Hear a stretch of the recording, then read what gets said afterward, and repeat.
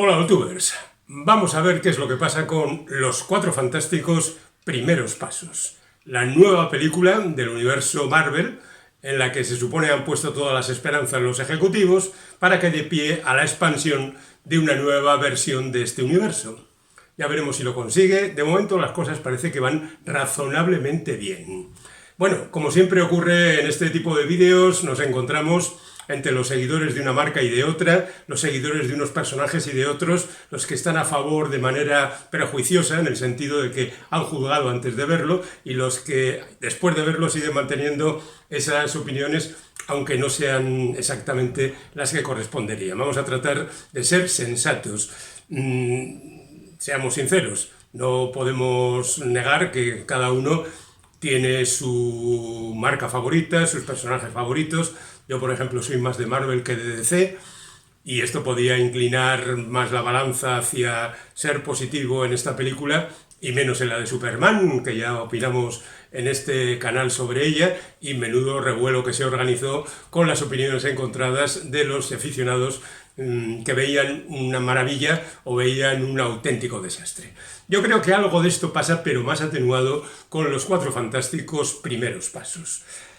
Debemos recordar, por si hay algún despistado ahí, que Los Cuatro Fantásticos fue la explosión inicial, el Big Bang, del universo Marvel tal y como lo conocemos, allá en el año 61.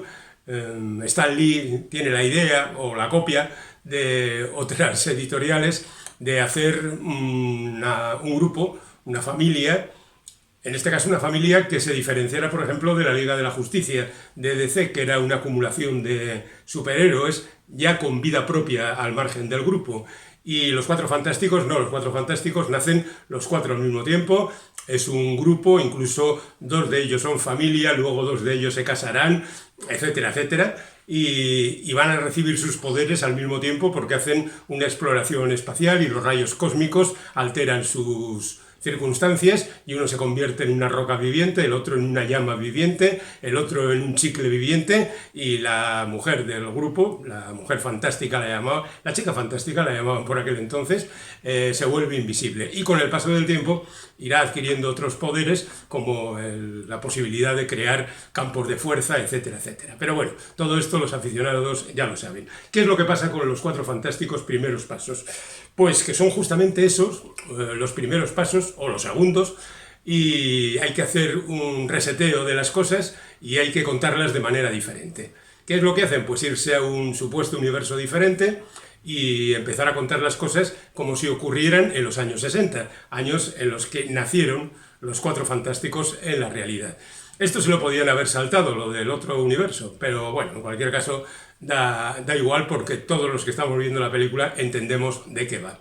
Y para no contar otra vez la misma historia, que en realidad tampoco se ha contado tantas veces, en este caso la del viaje espacial, los rayos cósmicos y demás, lo que hacen es presentárnoslo ya al grupo directamente con sus poderes. De hecho, están en trance de ser padres, Reed Richards y Sue, la mujer invisible, que ya con poderes potentes, para que eso permita que el nacimiento de Franklin, su retoño, pues se convierta también en parte de la acción de la película. Pero para decir que no han abandonado totalmente la idea del nacimiento del grupo, a través de un informativo televisivo van informando de los diferentes peligros a los que se ha enfrentado el grupo. Así, por ejemplo, aparece el Hombre Topo y su icónica primera portada de Los Cuatro Fantásticos, con el monstruo medio enterrado en las calles de Nueva York y los Cuatro Fantásticos peleando contra él, y luego algunos de los otros enemigos a los que se ha enfrentado el grupo.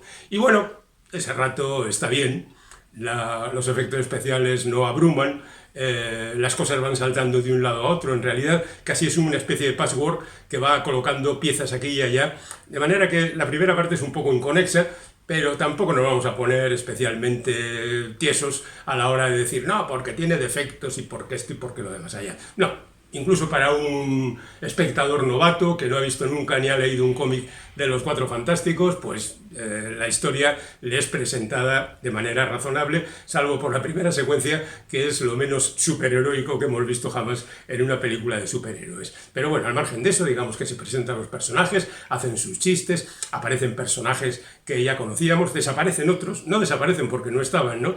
Pero, por ejemplo, es un poco clamorosa la ausencia de Alicia Masters, ¿no? Hay otro personaje que parece ser el interés romántico de Ben Grimm, la cosa, pero no es Alicia Masters. Y además, ese personaje se difumina rápidamente. Bueno, la primera parte, correcta, sin más, sin matar, sin emocionar demasiado, va bien.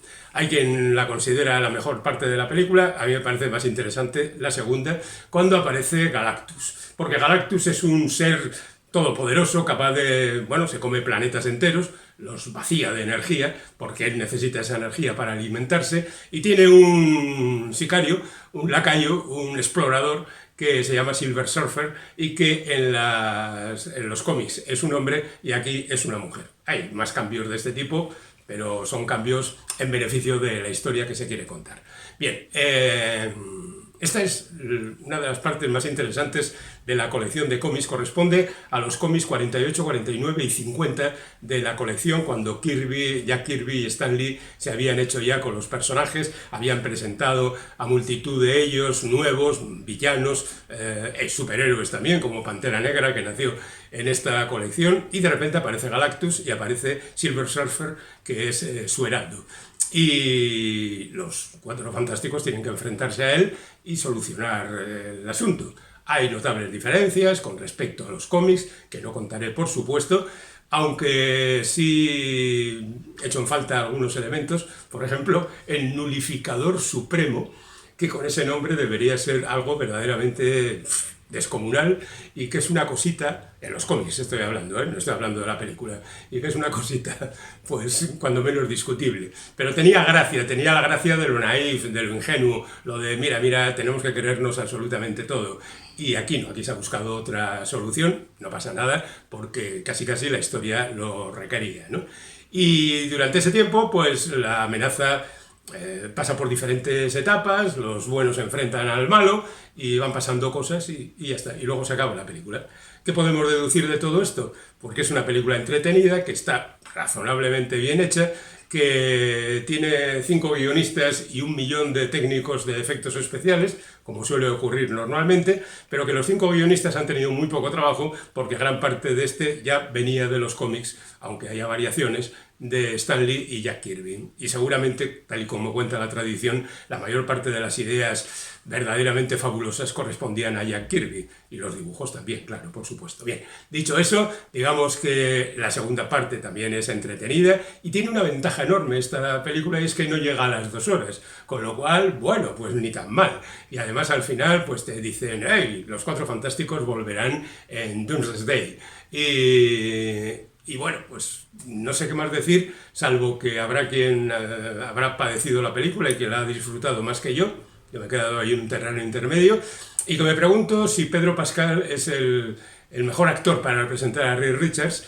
Veréis, no digo que no sea bueno, de hecho Reed Richards es el personaje más sin sal del grupo y necesitaba un buen actor para interpretarlo, pero digamos que su aspecto físico no corresponde demasiado con el Reed Richards que conocemos habitualmente. Y luego hay algunos cambios de personalidad de los personajes, como por ejemplo el de la Antorcha Humana, que ya no es el chaval desprejuiciado y locuelo de los cómics, sino que es un individuo cabal que hace lo suyo para solucionar los problemas. ¿Deberíamos quejarnos por ello? Pues tampoco. ¿Deberíamos darle nota? Un 7, venga. ¿Que los efectos especiales podrían ser mejores? También. Y el guión, por supuesto. Pero hemos pasado el rato y, sobre todo, estamos a la expectativa de ver qué es lo que desata todo esto, cómo ese nuevo universo vuelve a expandirse y si nos va a gustar o no nos va a gustar. De momento, los primeros pasos son más o menos acertados, con algún traspiés.